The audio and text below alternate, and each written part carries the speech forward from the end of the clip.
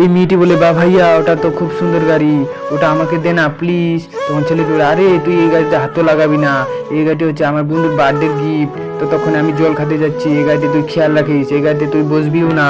তখন সেখান থেকে ছেলেটি চলে যায়। মেয়েটি ভাবে, তখন মেয়েটি বলে, ভাইয়া তো চলে গেল, আমি একটু চালাই। তখন সে চালায়, চালাতে চালাতে গাড়িটি ভাঙিয়ে ফেলে। তখন মেয়েটি বলে, এখন তো ভাঙিয়ে ফেললাম, সে আমাকে মারবে ভাইয়া।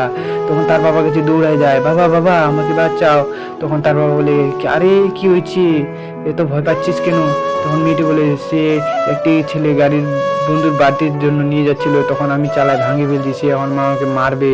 তখন তার বাবা বলে, আরে মেয়ে তুই যা, সব কথা সত্যি খুলে বলে দে, সে তোকে মারবে না, কখনো মিথ্যা কথা বলবি না। তখন চলে, এই আরে এই গাড়িটা কি ভাঙছে আমার?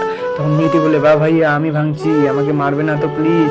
তখন ছেলেটি বলে, না বোন তোকে মারবো না, তুই খুব ভালো, সত্যি কথা বলার জন্য তোকে এই গাড়িটি দিয়ে দিলাম, তুই এই গাড়িটি নে, আমি অন্য গাড়ি আমার বন্ধু বার্থডেতে দিব।